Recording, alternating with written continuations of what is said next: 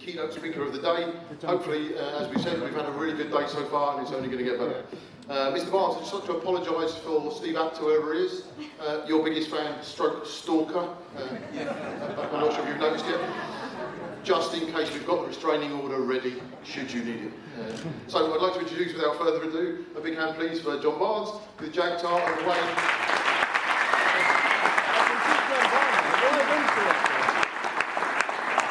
So the plan was that John would have this contraption because he's more used to it than I am, but he prefers the hand mic, so he'll have the hand mic.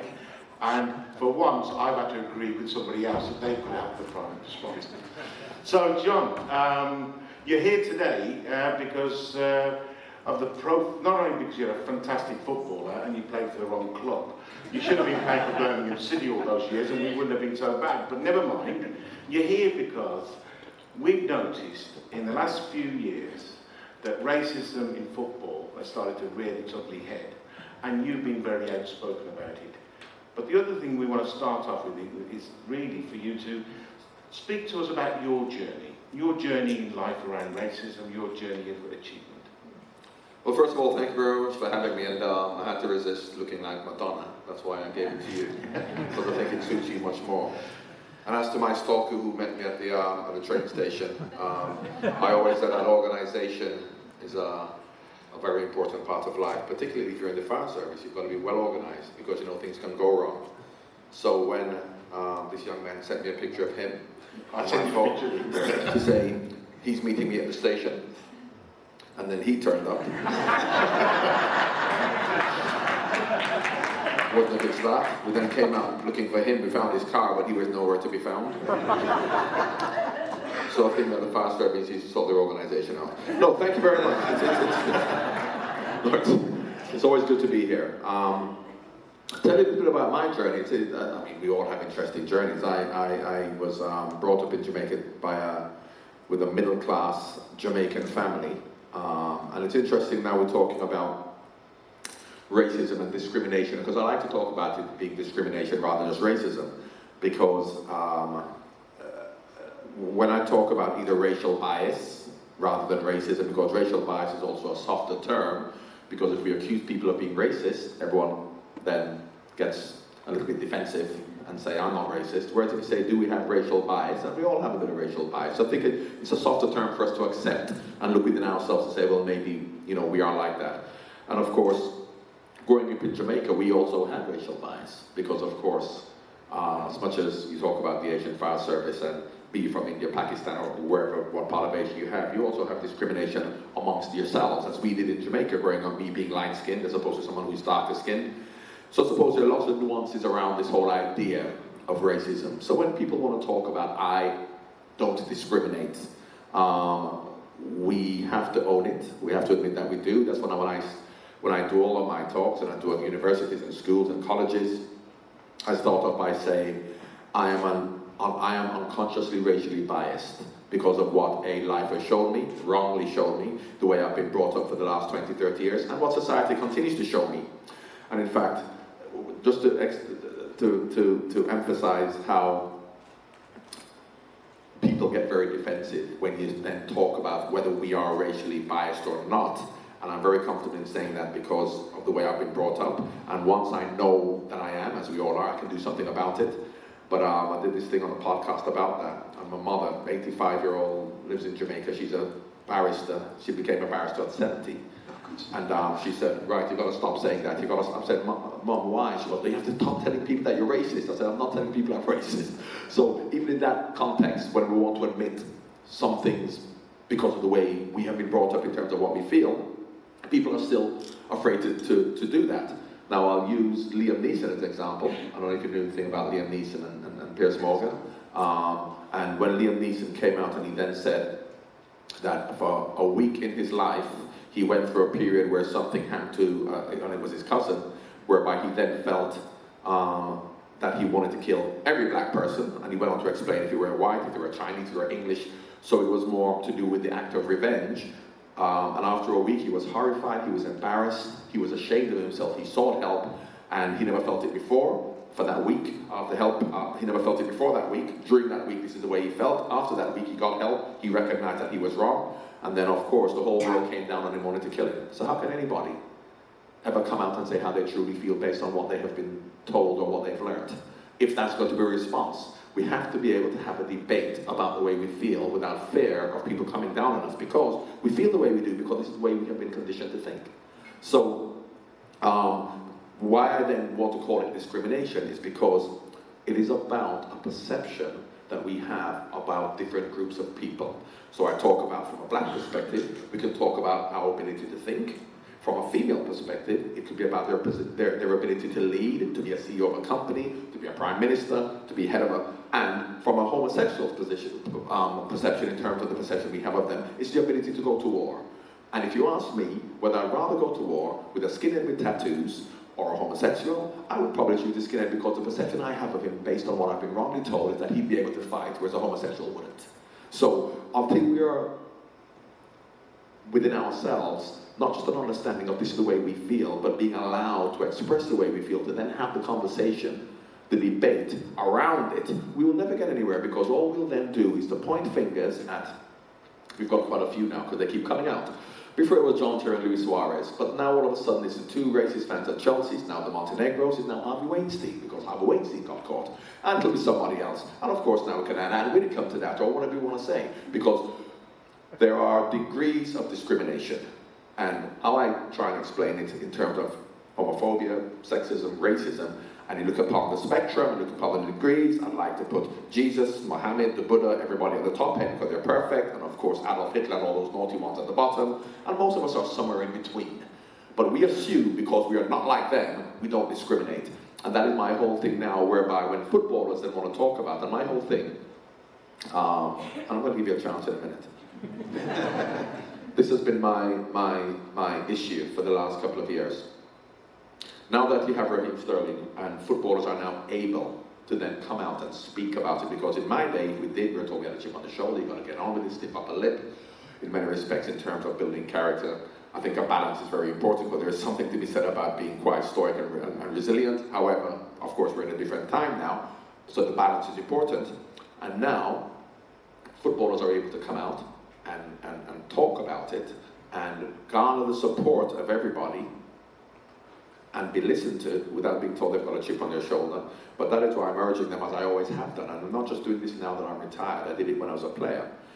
It's about looking at what happens, and if you want to talk about from a race perspective, what is going on in the inner cities of England, whereby ethnic minorities are being disenfranchised, underrepresented, not being given an opportunity. But of course, instead of now coming out and saying that, what footballers are now doing is talking about terribilities in Montenegro because they go there and they're going to be racially abused, so let's ban Montenegro, rather than talking about what's going on right where they are in their own communities. So I would urge Raheem Sterling, instead of giving 100 young boys from Stonebridge Park, I used to play near Wembley, so I know Stonebridge Park, instead of giving them tickets to go to watch the FA Cup final, he should put them in a press conference and say, these are 100 young kids who won't be given an opportunity educationally, socially, or economically. What are we going to do about this? By giving them a ticket to go to the FA Cup final, what does it actually do? So therefore, that's what I urge the players now to come out and talk about that. Not how terrible it is in Montenegro, what actually goes on here, so to make a difference in the communities. But unfortunately, what has happened is that they have always had an elite group, and being from Liverpool, as my friend over there will know, we're quite socialist, elite groups of people who want to look after themselves and talk about how terrible it is for them, rather than looking at the bigger picture. That has now been very apparent. If you want to talk about from Colin Kaepernick, his right to take a knee in support of the injustices that's happened in America in the inner cities with either police brutality or whatever with the community, that now has been commandeered by a group of elite American footballers who now want to have the right to take the knee rather than thinking about why they were taking the knee to begin with. So that discussion is not now about what's going on in the inner city. That discussion is about, I have a right to take a knee when the anthem's being played, and you should support me in that. The Me Too movement, which was started by Tarana Burke, about the young black girls and young kids in the inner cities who were being sexually abused, she started the Me Too movement, has now been commandeered by a group of elite Hollywood actresses and superstars who then may have been abused by Harvey Weinstein. So the Me Too movement is about Hollywood actresses or pop stars' rights now because they may have been abused. And we have enough people who are supporting that cause. but we don't have enough people who are talking about the real issue of what's actually happening in the inner cities. And I suppose the media don't particularly like me, because what they want me to say is how terrible it is at football and how terrible football is, and how disgusting it is that you don't have black managers and black men in the boardroom and black chairmen and black CEOs. Whereas I say I'm in a press conference with 200, I don't see any black journalists. So that's that. So therefore, what I'm saying is that I'm not bashing football anymore, and I'm not bashing the police either. I'm not, because it happens in all walks of society. Until we get rid of racial bias in all walks of society, it will exist in all walks of society, which football and the police are just one. I'm just going to pick that point up from you. So I can remember an era just before you broke into football when there were no black footballers, and then all of a sudden we had West Ham with Clyde Best. So black footballers were then stereotyped they could only play as forwards. Then you got Brendan Batson. Oh, they can play in defence but only in the fullback. And these stereotypes hold back us people of colour with as barriers. Now the biggest barrier is in management. So what can you do and what can we do about breaking down barriers? Well, this is the Asian Fire Service, so let's talk about Asians in football. We had those misconceptions of black players being able to play in positions of responsibility. So there were strikers, there weren't any goalkeepers, defensive midfield players. Those myths have now been dispelled. Now, I did the Asian Football Championship when I was managing Celtic in 1999, where a team from Birmingham played a team from Bradford, and they had 40,000 Asian fans and 2 Asian teams playing at Celtic Park. So who says Asians don't play football? Well, of course, the perception is they don't. They either play cricket or they go to school and their parents want them to. So once you have a perception, which is what I spoke about being from a woman's point of view, a homosexual's point of view, once you have this perception of people, they will not be given that opportunity. So, to answer your question about management, now, what I always say about breaking down barriers or changing perceptions, you had Frank Rijkaard as a black manager won the Champions League 15 years ago, 10 years ago. Did that change? And if John Barnes becomes a manager and he's successful, is that going to change anything? It won't change anything. Because what we have to do, and I'm sure that he will have gone through that, I'm sure, people, I think Martins would have gone through this, whereby when John Barnes is speaking to certain people, I'm not going to mention any names, but even some managers of football clubs and some friends of mine who are part of the elite group, they say to me, I don't see you as being black. I don't see you as black. And they think they're paying, I don't know, but you can see people, we've all heard that. They think they're paying their compliments. And I say, well, if you don't see me as black, what do you see me as?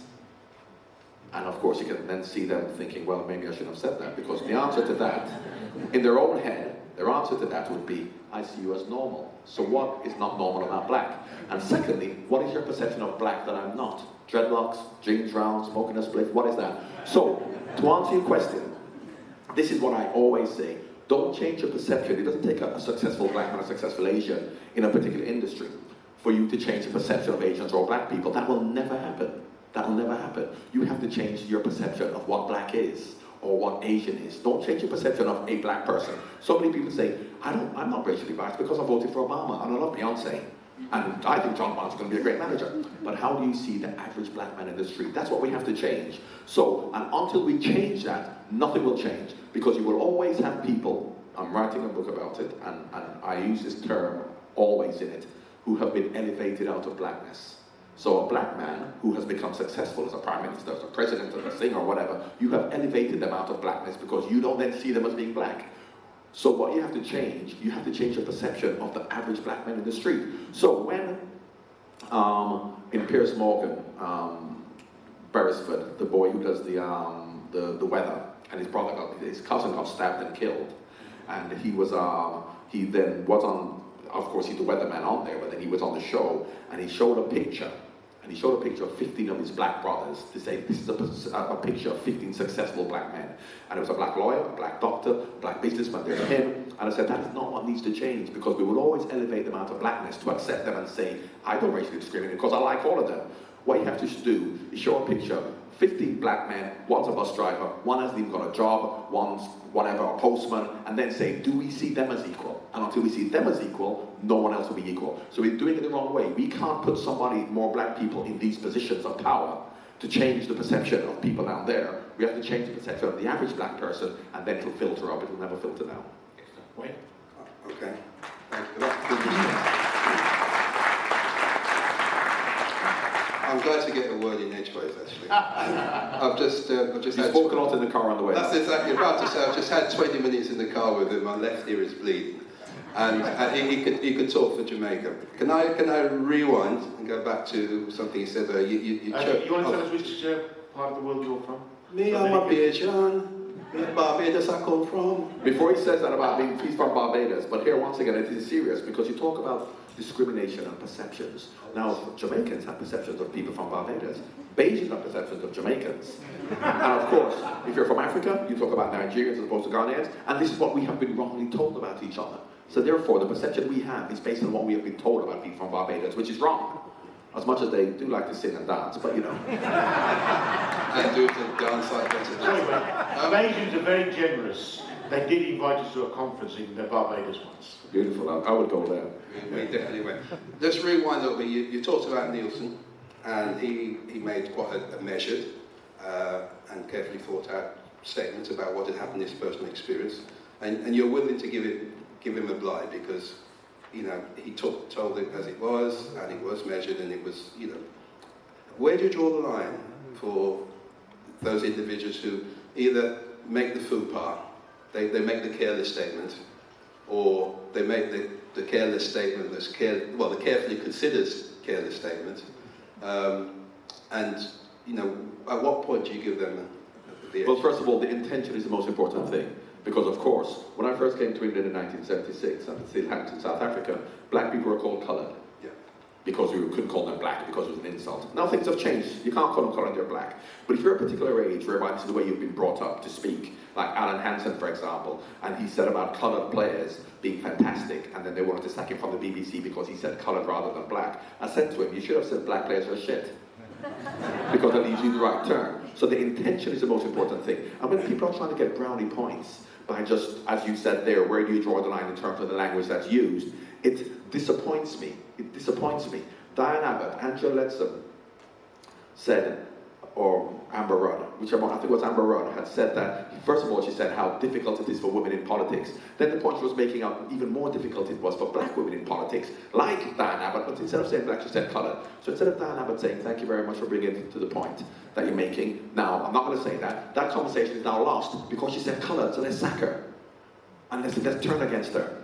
Angela Leadsom said the same thing, which I really felt sorry for her. If you ever see the thing of Angela Leadsom actually speaking, that is why it's very difficult when you ask politicians questions like that, and they've never had to think about this before. And if they don't have to think about it, don't get involved. Because you can see Angela Leadsom really not knowing what to say. She wanted to talk about a woman, and she didn't know what colour to call her, so she said she had a funny tinge, which, you know, I laughed at it. You can see how comfortable she was. But she was making a good point about how difficult it was. But because she said the woman with the funny tinge, everyone was like, she said she's got a funny tinge, let's sack her as well. So to answer your question, the intention is the most important thing. Forget language. Because very much like now, Norwegian friends of mine, actually I was talking in a Norwegian group and I told her the story about you can't say black, you've got to say coloured. And she said, well, we can't call them, in Norway, you can't call black people black. You have to call them something else. You don't call them coloured, so you can't call them black. And in South Africa, you can't be coloured. So the whole idea of language is more about the intention rather than how it's actually used. And of course, and I say this to my kids now, because my kids now, because of course a lot of young people, if you're a certain age, you probably have more empathy with people who may make faux pas, as you say, but young people now don't accept it at all if they say things. And I say to my kids now, who are like in their 20s, I say, well, whatever you're saying now, yeah, whatever language you know, 30 years, 40 years from now, something else comes out, and because you've been used to saying this, what are you then going to do? Are you going to feel, you know, because of course, my kids are now telling me about theys. Do you know who theys are? They're not boys and they're not girls. There are a couple of theys in my kids' class who are like 13 years old. Not boys, not girls, they're called theys, which is obviously not good for English, because they are supposed to be more than one. And if you don't understand it, you can get yourself into a lot of trouble. So the point I'm trying to make is that the intention is more important than the language. Yeah. So, John, I totally agree with that comment, but language is really important because language puts those stereotypes to bed. If you continue to use certain terms like coloured, we have to then explain why it's a negative term. So we have to expand on that. So Mike, I really want to take you back to the time of you being manager at Celtic, where you held those regular annual Asian football competitions. That's one way that we can start to profile Asian footballers. But what do you think is the reason why Asian footballers haven't broken through, and what can we collectively as a community do to support those ambitions and get them to get to the highest levels? Well, I don't know much about Asian football to really go into that detail, but what I would say is that in the 70s when I first came to England, you never had, and in many respects you never had, yes, in the 70s you may have had one or two black teams. Not many, you didn't have black leagues because it was fully integrated into the modern society in terms of you got black players, white players playing together. I know that now you have a lot of Asian leagues, you've got a lot of Asian teams, and until they're going to actually spread out to just play. But unfortunately, what will happen, which happened for black players in the 70s, happened a lot, is when all of a sudden they're playing in mixed teams, they're going to get abuse from the crowd, from the other players, and that's what happened, and they did it. Rather than then saying, let's not play there anymore, because, now of course you may feel that that abuse doesn't happen anymore. It does. And where it doesn't happen anymore, maybe it's in the higher levels of football, whereby it is then represented, whereby it will be reported in the Premier League, League 1, League 2, all the way down. But you look at kids playing in some of these inner city areas in the East End of London and in places in Liverpool, whereby there are these all-white teams, and if there are any black kids in there, they are being abused. What do they then do? Because that's not going to be reported. No one cares about that, because we don't care about Raheem Sterling in Croatia, we don't care what's going on there. So, because we do know that Asian players are equally as good. Of course they are. But the advice I would give them is that they then have to really become more integrated in the footballing fraternity, rather than just either playing in Asian teams, and what's going to happen is, yes, they're going to be playing in these, because football's a working class rough sport in the inner cities, and we know there's certain types of people who will be there, who will be shouting out abuse, which won't be reported because they know televisions and reporters and no one wants to hear it. So what do you then do? Do you then say, I'm not going to play anymore? Or do you then, be resilient, you stay in it and you fight against it? Yes, because nothing is going to be done about it. So that is a difficult one, because as much as once again, I spoke about Tarana Burke and Colin Kaepernick, because of course what will be mentioned is Raheem Sterling and the high-profile cases. What isn't mentioned is 99% of the cases which aren't reported. What do you do about that? And that is the biggest problem. I think we're going to open up, so start thinking about your questions. We're going to open up the questions from the floor in a second.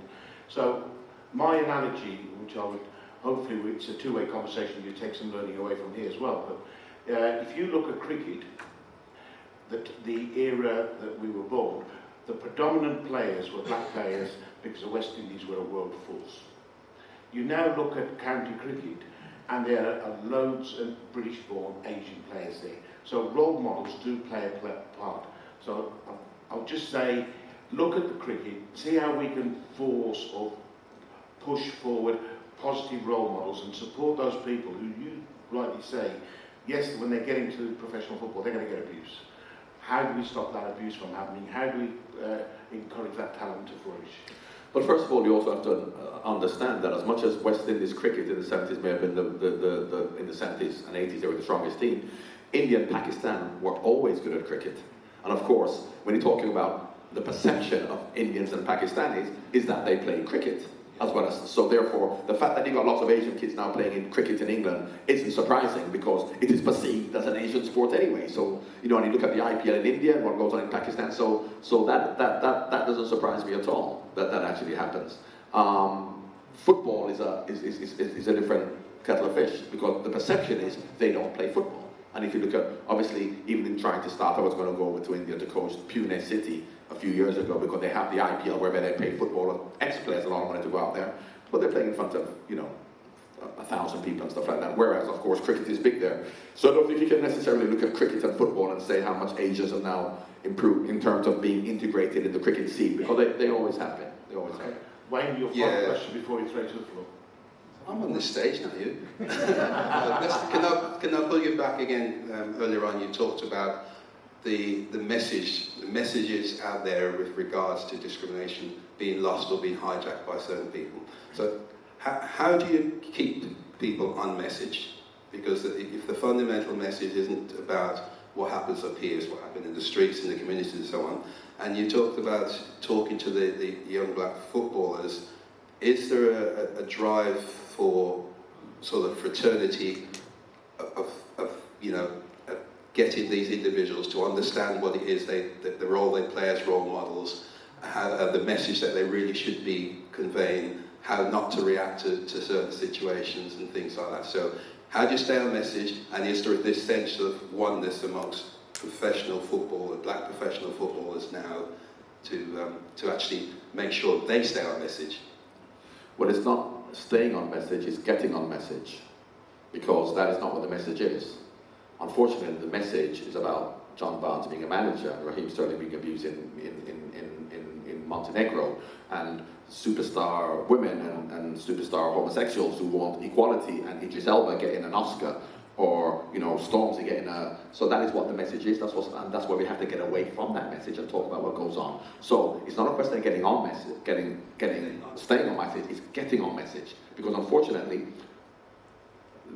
for the last 1,000 years, there has never been an elite group of people who've tried to convince the masses that we are going to represent you by us being elevated from the Magna Carta, when the lords and the barons wanted more power from the king and said people with benefits, which they didn't, from the French Revolution to the American Revolution to Brexit, which people feel that. So there's never been an elite group of people who always looked to get themselves into positions of power and then said, oh yeah, it'll be better for you. Well, as I said, Frank Rijkaard was a black manager who won the Champions League. Has anything got any better? We had a black president. We've got black actors, we've got black superstars. Has anything got better for the black community or the Asian community? No, it hasn't. So we have to then flip it and say, forget about the elite group making themselves better. We have to then talk about what's happening down there. So when you talk about role models, I am not a fan, unfortunately, of the black sporting role model. Because I think if you look at the movers and shakers worldwide, let's just talk about what goes on in England. And you ask any of the most powerful people in England, whether they're role models or Paul Gascoigne, David Platt, and Alan Shearer. No, they're not. No, they're not. Our role models, black role models, should be captains of industry, business people, doctors, lawyers. They should be, because the perception of us is, yes, we can run fast, yes, we can box, yes, we can fight, yes, we can play football, yes, you can play cricket. So therefore, getting more cricketers and more footballers and more boxers, that's not changing perceptions of black people. So it's unfortunate, but that is why I don't like the idea of black sporting role models, because we're reinforcing those stereotypes of, yes, we can box and we can fight and we can run. So it's unfortunate. I think the role models should be the captains of industry, people like that. And secondly, I'm my child. My dad was my biggest role model. I'm my son's biggest role model, because I am not going to get upset with my children, or I'm not going to get upset with Paul Gascoigne if my child goes off the rails because a footballer is his role model. I'm his parent. I have to be his role model. We have to take responsibility. So, I suppose to answer your question secondly, first of all, it's about the role model thing, where I don't like black sporting role models. And it's just, we have to then, rather than looking for an elite group to convince people that we need more black politicians and more black people in power. And football is having this drive to get other footballers and to get their friends jobs in positions and get more black men in the boardroom. Now, you think a black man in the boardroom at Chelsea, for example, is going to change the perception of 5 racist fans at Chelsea because there's a black man in the boardroom, not to racially abuse a black footballer who... That's not going to change anything. They have to change their perception of that black person generally, rather than looking at anything up there. Cheers, thank you. So, floor's yours. Who would like to ask a question? Mickey Singh. He's my other Birmingham City fan in the room, by the way. He doesn't look. Once again, I always say to the Birmingham City fans, and as much as we joke, in many respects, we joke because these are stereotypes that we already have. And I was actually going to say to you, first of all, when you see a Birmingham fan, that you don't look like a hooligan. Because we know the Zulus, and they're the Birmingham fans, not the ones from South Africa.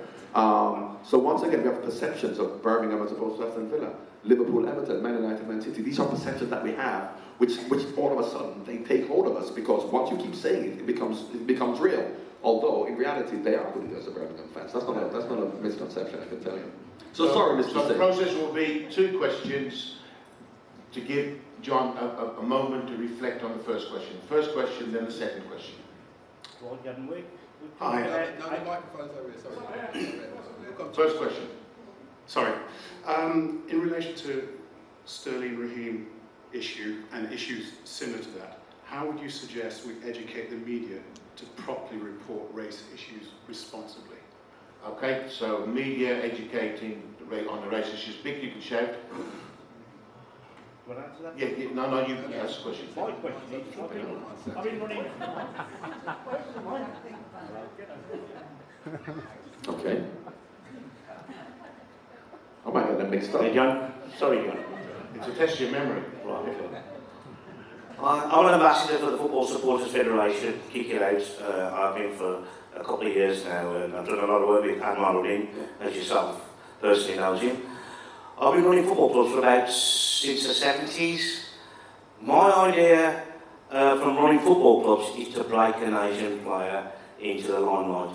Now you talk about role models, there is no role models because we haven't got an Asian that is hit that target. I know you're thinking about role models as footballers, but as a footballer, there is no Asian role. There's nothing there for any Asians to look up to try and get at that level. And over the last 2 years, we've been fighting, going round routes of football everywhere, all over the world, trying to break the barrier of getting an Asian player. It is very, very difficult. Now you have a look at all the football clubs now, that are 8, 9, 10-year-olds. There's so much skill there. There's so much ground. Football for the kids is fantastic, but you've got to be really exceptional to get that little bit of spark for the nation player to break through. It doesn't mean to say it's not going to happen, but in my time, for the last 40 years, I've been saying 10 years on it's going to happen, another 10 years have gone, another 10 years have gone, and now in my life now with the Kick It Out, and I've seen what goes on a ground roots of football, it will happen. I'm very confident it'll happen in the next 10 years, but we are still looking. Myself, I'm thinking that we need a role model. Definitely we do. We need somebody to break that barrier. Well, first of all, we're going to be here all day, because I forgot that question. So, if I go back for you to answer your question, then I'll come back to you, we'll be here all day. I'm only joking, I remember both questions. Let me answer this one first. So, Raheem Sterling. What I wanted Raheem Sterling to do is to widen the debate, because what he then said was the media's report on a young black footballer who earns £2 million a year, and a white footballer £2 million a year. He buys his mum a house for £2 million. The black footballer is being flashy, being whatever. The white footballer is being a good boy. Blah blah blah. Why I wanted to widen it is the influence that the press has over our perceptions on black, Asian, and women generally, not just in football, because that's an obvious one, whereby the black player is being boastful, whatever. Whereas if you look at the influence that the media has and the responsibility they have, and I'll give you a headline which is much more influential in terms of the way 90% of discrimination happens, rather than just talking about a black footballer, is when that Australian terrorist killed those Muslims in New Zealand. And one of the headlines in the newspapers was, blonde-haired, blue-eyed boy turns killer. As if because he's got blonde hair and blue-eyed, he can't be a killer. Whereas the other one, where they had a jihadist who was a Muslim, and it said, and I had this conversation with Nick Ferrari on the BBC, on LBC radio, when I said that headline helps perpetuate this myth about white people being more superior or more worthy, because, and he said, no, because what he said was, when they had the picture, and I showed the picture of the Muslim boy, and it said, played in the school team, good at school, turns into terrorist. And I said, yes, well, you don't need to listen to what he's saying. School football team, good at school, are attributes or qualities attributed to goodness. So then when he becomes a terrorist, we're surprised. What are the attributes, what are the qualities attributed to goodness because you've got blonde hair and blue-eyed? So that's what and when we talk about Muslim grooming gangs and Jamaican, you don't hear about Bajan yard, but Jamaican drug gangs, that gives us a negative impression on Jamaicans and Muslims, as well as groomers and drug dealers, but it also has a subliminal effect on those particular groups. You never hear about Christian grooming gangs, or white drug dealers or English drug dealers. So this is the effect that the media has, and this is what we have to change. And it's not just, so when Raheem Sterling said that, and of course you're asking a question about Raheem, I said, Raheem, forget about the fact that, there's a black boy, a footballer, and a white footballer. Talk about the effect that the media has in formulating our stereotypical ideas about people generally, and they have a responsibility. But once again, very much like the language that's used, and if you want, Dan Abbott against Amber Rudd, or somebody against who wants to, win brownie points. We know that the media, some newspapers have certain agendas against other people and against other races, and look at the Daily Mail and other newspapers. So that But this has happened for hundreds of years, but people have to understand that and be aware of it. Now about the role model, it's going to be very difficult for Asian players, because I'll tell you why. It is very difficult in this day and age in the Premier League for, once upon a time, Jamie Carragher played for England, played for Liverpool, won the Champions League. Jamie Carragher, now, if he was a 15-year-old boy, would not make it at Liverpool, and he's white. Because the Premier League now are looking for the best 15-year-old kids in the world. So even the English kids who are white aren't being given opportunities. So it's going to be even harder for an Asian kid to be given that opportunity. Because in terms of promoting it, unfortunately, in football, as in boxing, as in any sport, you have to have the ability.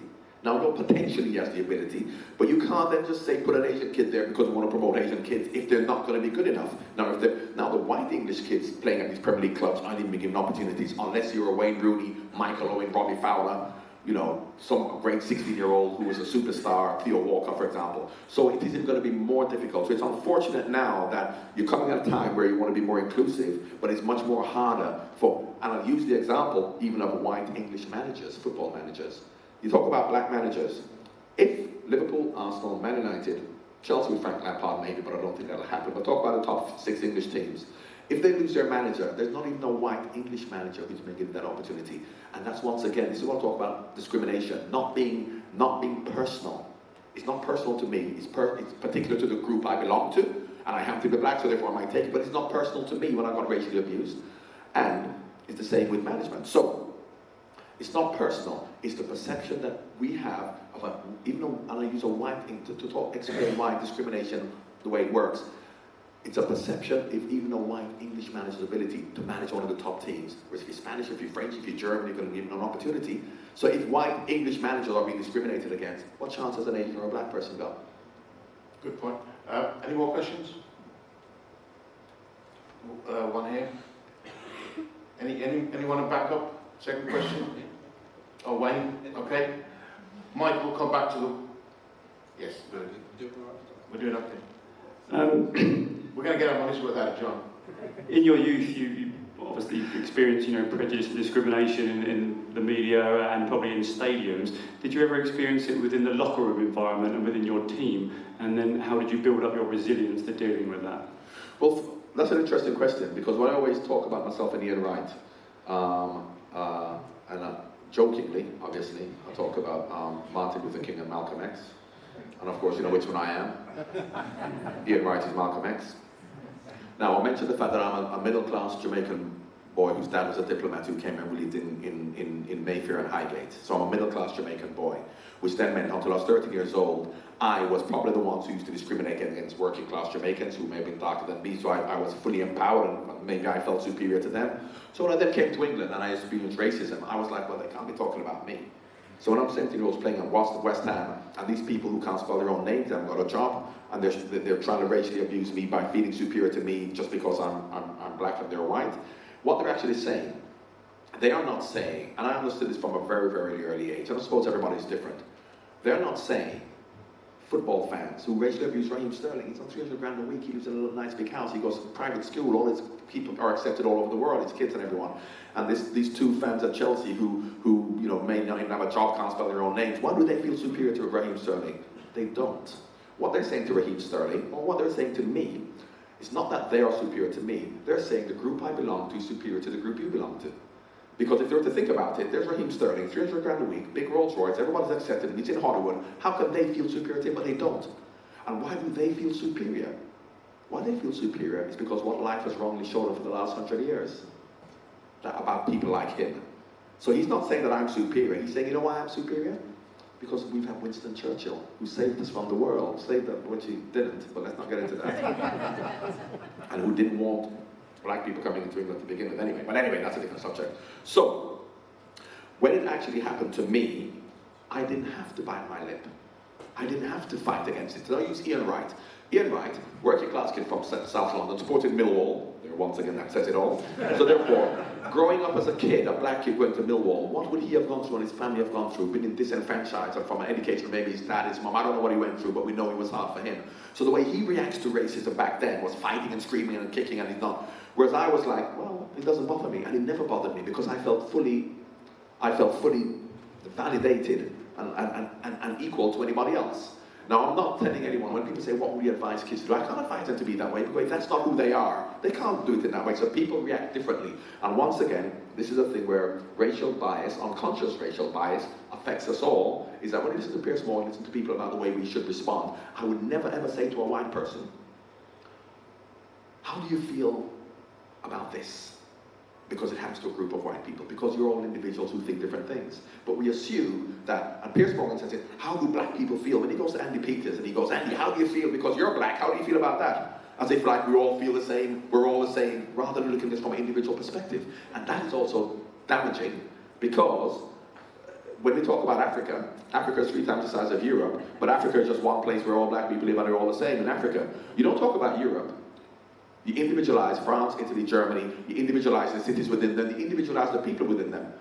And what doesn't help is when you have these black American rappers who want to go back to Africa, they're not even from that part of Africa anyway, because P. Diddy's from Somalia, you've seen him, you know he's from East Africa. But anyway, they go back to Ghana, drink champagne, saying I'm back in the motherland, where people are dying in front of them, but they're feeling good because we're drinking champagne in a club in Ghana, because this is what it's all about. So that doesn't actually help. So, in terms of what you say, it's really as an individual thing. So for me, the players in the 80s, the players would do it. I'm training, because that's the way it was in the 80s, late 70s, early 80s. They would call you whatever, they would call you names, and you'd call them names, and you'd fight or whatever. And I'll tell you the funny thing about it, and this was the funny thing, because as much as we did teammates, you're having banter, as they call it. And it was banter. So it was fine, you got on with it, but you had to. You talk about West Brom, Cyril Regis, they used to have, you know, black against white and stuff like that. So you have black teams against white teams, and because this is the way it was. But every time you had a discussion, and we would make fun of each other, because of course we then talk to the white players and they're talking about us, and we go, yeah, but you know, you can't dance, and you did this and you did that, and we've got more rhythm, blah, blah, have a bit of a laugh and a joke. And then the white player would make one comment in jest, maybe in jest, but if you think about it, even though he said it in jest, and he would say it in jest, but he knew that this was the comment to kill any argument, he goes, yeah, but at least I'm white.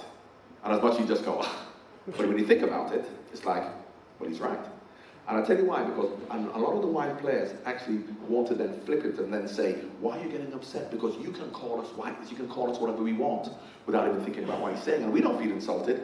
Now, why you don't feel insulted is because there's nothing negative you could put next to white. No matter what I want to say, you white this, white that, white that, it is a contradiction in terms, because there's nothing negative about being white. So the fact that I'm calling him a white whatever is not an insult, because as long as you put white beside it, it is superior.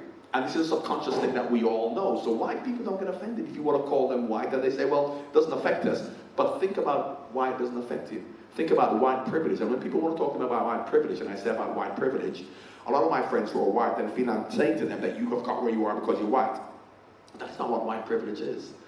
When I talk about white privilege is the fact that when you're walking down the road, a woman is not going to grip her purse because she thinks you're going to rob her. When you go into a shop, no one's going to look at you thinking you're going to steal. That is what white privilege is. I'm not talking about giving a job somewhere else. Of course, that's obvious, because of course, if Piers Morgan was a woman or black, there's no way he would be accepted on television, obviously. But that is what white privilege is. And people all of a sudden get very defensive when I say to my friends, because all of us went to grammar school, we're all educated, I'm of course unfortunate, but the other black players, black people at my school did okay. 2 of my white friends who were black when they were growing up, I can tell you. Music they listened to, the way they acted, all of a sudden when they got to 25, 21, 22, that's not getting them anywhere, they became white. So, well, growing up is cool to be black, cool to be hip. You look at the young black kids now, and they won't have it that, you know, I said, well, my other friends did better than you at university and stuff like that. How come you've got on better? Oh, because we work hard and we're becoming more, you know, we work for what we've got. So, yeah, you go on forever. Wayne? Yeah, you could go on, and I've mentioned it. And you talk eloquently, knowledgeably, and we're all sitting here listening. But that's all kind of come from the lived experience. So you've obviously read and studied and exchanged and debated and so on and so forth, which is a good thing. Something which I believe more of us need to do. Wind back again, I reminded John in the car that we first met 20 years ago at a conference in West London called Living in Colour. It was one of the first conferences organised to give young people of colour in London exposure to different occupations, different lifestyles and the like, and John was the guest there. And so, at that point, going back 20 years, had you already formulated a plan or view that the lived experience you had and the bad experiences which had sort of sculpted you was something that was going to lead you to a point where you had to be the advocate, you know, the ambassador that you are today. And 20 years down the line, you've now got a handful of kids. Yeah? 7. It's gone up. I had it written down to 6. Is that why you stop in the night here? Age between 35 and 8. Okay, fine. So what's your legacy to them? What's their experience and everything? So Well, I have kind of like changed tack. When I retired and I wanted to be a football manager, and of course I was given a lot of people at Celtic, and then all of a sudden, you know, you lost your job and you can't get another job. But we know about black managers, and I decided, well, and so therefore, and I have a lot of people who are now pushing for that. And I'm not pushing for that anymore, because I now understand, and it's been probably for the last 6, 7, 8 years, I would say, that until we change, as I was talking about today, the perception of what black is at the very lowest level, we will always have to elevate people out of blackness to give Saul Campbell a job and Obama. So if I really want to make a difference, and it really probably isn't going to help me, because rather than looking, and I spoke to someone, I'll kick it out, funny enough, spoke to me about going forward to becoming, of course, Sir Herman, who's leaving, and I said, well, it is something that I would consider, but unless I'm able to then drive what the agenda is. And my agenda is not about getting more black managers, it's about having a Rooney rule for life. Because when we talk about a Rooney rule for football, yes, you can have football coaches being given opportunities, but what about a Rooney rule for life, where 99% of black people aren't being given opportunities, Asian people aren't given opportunities at the very basic level of life? Why don't we have a Rooney rule for that? And that's more important, rather than thinking about you know, John Barnes or anything like that. And I just wonder what has happened, and I speak about the black community, whereby I'm in London walking down the street and a black road sweeper comes up to me and he's very sympathetic to me because I can't get a job as a manager. And I'm thinking, look at what you're doing, look at the opportunities your kids are going to have, look at the opportunities you're never going to get or your kids are going to get, but you feel sorry for me. Have you just become so devoid of hope for yourself and your family and people in the inner cities that you then say, well, nothing's going to change for us, so let's hope that John Barnes can become a manager? And that is what saddens me. That is what saddens me, because the support, sorry, I think that's one of my children phoning, but I'm going to turn it off. Why has the black community become so disenfranchised and devoid of hope for themselves, or more demanding that they're given respect and an opportunity educationally, socially, rather than just accept that? But then when Danny Rose gets racially abused in Montenegro, march on Downing Street to get Montenegro back. So that I feel there's enough people who want to talk about me and Danny Rose and whoever else, but who's going to speak for them? I was at a conference with Imran Khan, who's not the cricketer, he's a lawyer, Stephen Lawrence's lawyer, and Baroness Amos, and what they actually said to me when I made this point about enough of that people, elite people talking about we need more people doing this, we need more people doing that, they said yes, we have to do both. In terms of, yes, getting people into positions of power, but also working, obviously, at this level. And I said, but we're not doing both. We're doing one thing. We're trying to get more black people, or Asians, or whatever, into positions of power, rather than thinking about. So, as much as we say we want to do both, I don't see many people doing the other. I see lots of people talking about we need more black CEOs, we need more black people in the boardroom. So that is why I've decided now, which isn't really going to get me anywhere, because, of course, the press don't want to hear that. Because what I'm actually saying to everybody is look at yourselves. Look at yourselves. Don't look at the police and football. Look at yourselves. Because, and I said, well, it depends on what your interpretation of racial bias is. And I made the point of that a woman who may clinch her, a woman who holds onto her handbag when some black people are coming towards her, because she hasn't racially abused anyone, she then says, well, I'm not racially biased, but why do I feel uncomfortable here? And they do. And that more of that, or if you're in a shop, or if you're going to give an interview where people come in, and who are you going to give the job to? And I'm not racially biased, but I just feel that this person is right for the job. The point I'm trying to make is that we all do. In Rwanda, there are truth and reconciliation between the Hutu and the Tutsis, and that's what we need here. Whereby you come forward in honesty, without fear of being damned, like Liam Neeson, or anybody else who gets caught, Danny Baker, who you want to say, because he's no different to anybody else. The only difference is that they got caught. So that is now my stance in terms of what I'm doing. Okay, we're going to finish with 2 questions. Afterwards, John's going to be around for some photographs for half an hour.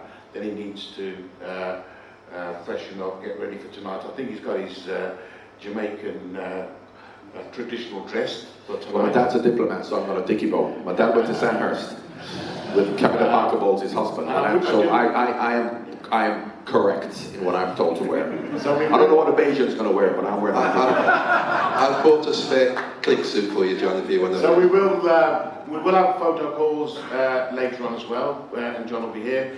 We were hoping to get those photographs quickly edited, down to the local shop, printed, so that John could sign them. We won't be able to do that. What we will do though is we'll edit the shop photos and get them printed for you, and they'll be on a table tomorrow for you to pick up. And we would like you to just make a small donation for the Firefighters Charity. It's your choice.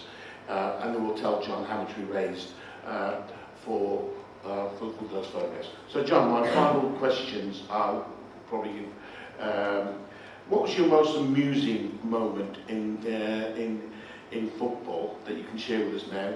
And what was your greatest success? And don't tell us it was a rap.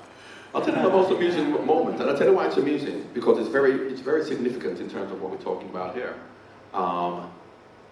Which shows, because as much as people don't believe me when I say this, football is one of the least racist industries, and I'll tell you why. I know it's a funny thing to say, because you hear lots of racism coming out of football. Because those two racist fans who abused Raheem Sterling would love Didier Drogba. Those racist fans at Everton who actually abused me, if I played for Everton, they'd love me, and the Liverpool fans would probably do it. Now, any unconsciously racist football fan, and I'm not talking about, because I can tell you this, real racists don't get caught. Because real racists, because they're aware of the discrimination, make a point not to say things. Whereas when people say things, yeah, because they are unconsciously racist as much as they don't know it, they don't even remember saying it. So, one of the most amusing stories that happened to me, to explain football and racism in a nutshell, was when I signed for Liverpool in 1987. Liverpool came in for me in January 1987. I didn't come till July 87. So Liverpool fans thought I'd stumped Liverpool. But what had happened was Graham Taylor said to me, you're going to go to Liverpool at the end of the season, but you're not going to go now in January. Liverpool knew I was coming, I knew I was going, but we didn't tell the press, because back then nothing was reported in the press, which is the way it should be. So when I first signed for Liverpool, there's a bit of animosity towards me because they felt that I'd snubbed Liverpool, and now I'm here. I haven't played the game. They don't know how good I'm going to be or I am, so therefore, and of course there weren't any black players at Liverpool apart from Harry Gale. So I'd signed for Liverpool, and when I snubbed Liverpool in January, as they felt, a guy who became a good friend of mine, had a season ticket in the main stand with these two old guys, white guys, who sat in front of him, and he said, from the January till you came, every home game they were saying, who does John Barnes think he is? You know, it's turning Liverpool down. There are no black players good enough to play for Liverpool. Harry Gale wasn't good enough. Barnes, he wears tights, which I did, because of course, you know, I came from Jamaica, and of course, for any of you up north, you know, that's not a good thing for a northern man to do, as you know. I know you're from Birmingham, but further north. So the whole thing was like, black players aren't any good, they can't cut it, X, Y, Z. This went on until I'd signed. So, when I'd signed, everything went so well from the first game of the season against Arsenal. So by the time the first home game happened, 3 games later, the whole crowd were excited because it was a new team without Ian Rush and Dalglish, myself and Bears, and we were playing really well. So you remember those two guys racially abusing me before, saying he's no good, he's no good. First home game against Oxford, and of course he's telling me this, because of course I didn't hear it, but he's telling me this, he's sitting behind them, and it was a free kick, 20 minutes, after 20 minutes, and I came up and I scored the free kick. And he said the first one, with no irony, not joking at all, he said the first guy looked at the other guy and he went, he's not as black as I thought. Now what you could have meant is the colour of my skin. Or he could have said, no, he's not as black as I thought, or he could have been. So the point I'm trying to make in that is that when you talk about racist football fans, you score a hat-trick for their team. Because of course, in Italy we go through the same thing. Black Montenegro footballers, you score for their team, they're going to love you. So that's that's probably one of the funniest things that's happened to me. And in terms of my second question about my greatest achievement is obviously my greatest. There are two things. Two things about me. Two things about everyone.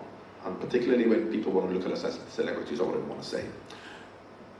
There is who I am and there's what I am. What I am is John Barnes, footballer, who's here speaking to you as John Barnes, footballer, who may have been a good footballer or not. And who I am is John Barnes, husband, father, ex-husband, friend, idiot, whatever. We're like normal people. Yeah? So, my greatest achievement is my children, in terms of the way they have been brought up, in terms of what they've done. From an educational point of view, I've got 2 doctors and a lawyer and a banker, and my little kids are going to be great. My son's a plastic surgeon, he's a consultant at 35, because from an educational point of view, that's what I insisted on. And that gives me more pleasure than anything else, not just in terms of who they become as professionally, in terms of the humility they have as people. They don't even want people to know. My son works for Standard Chartered. He got a first in maths. He's very bright. Been with them for 6 years. They sponsor Liverpool, Standard Chartered. I'm in the offices. I'm Liverpool's ambassador. No one at Standard Chartered knows he's my son because he doesn't tell anyone, because he doesn't want anyone to know that, you know, that I'm his dad. Not he's ashamed of me, but he wants to just make it on his own. And that is what gives me more pleasure about them. So as a footballer, professionally, my whole career, what I've done, because as a person, I can always pick individual moments of, like the goal against Brazil and when I won the Player of the Year. These are individual moments which are meaningless, because to show you the person you are, you have to do it consistently over a period of time. And when you're going to be a consistently over a 15-year period, you're going to have ups and downs, you're not going to play too well. So I look at my whole 15-year career, the good and the bad, and I'm satisfied with what I've done. Right, it just remains for me to ask Mohammed Yogi to come along and present our unique AFSA pens, which are very few people got them, and there's absolutely no... There's a big bag outside of them if you want, 5 at a time. There's no black footballer that's ever received an AFSA pen. John, you're the first. Thank you very much. Mohammed Yogi.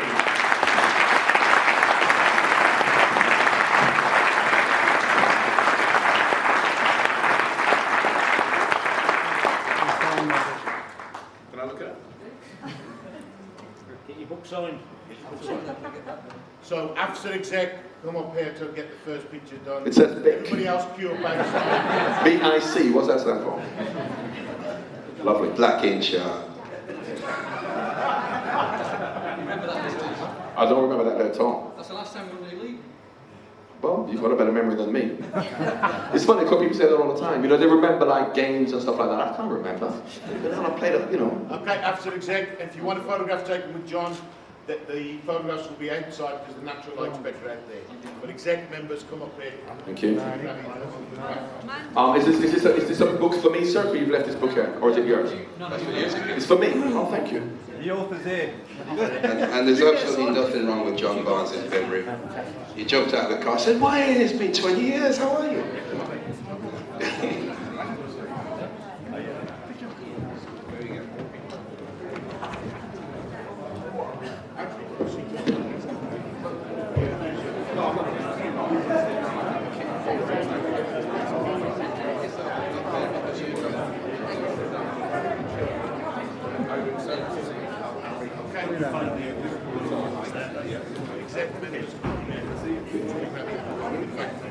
Is this a book for me, sir? Or is it yours? Yeah, get back to what you ordered, but you can spread out a bit.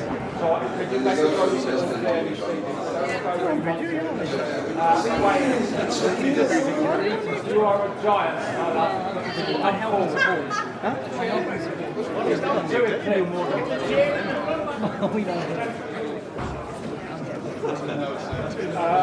Would you swap with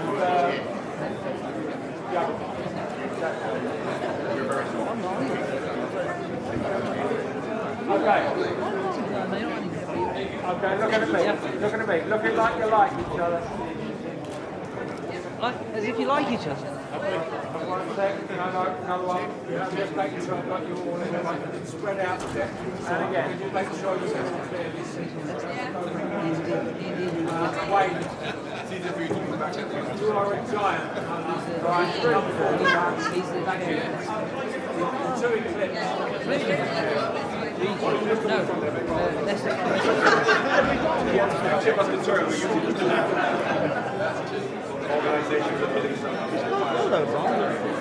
Yeah, I'll give him this Tuesday.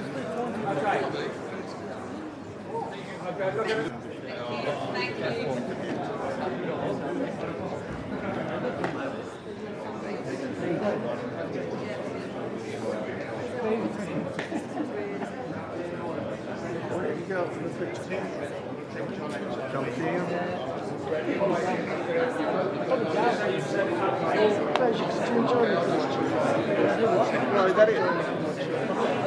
Come on, Michael.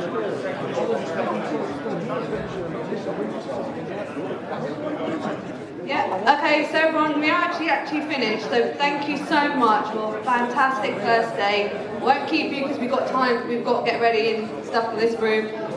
And 6:30 drinks reception. If anyone wants a picture with John, outside now.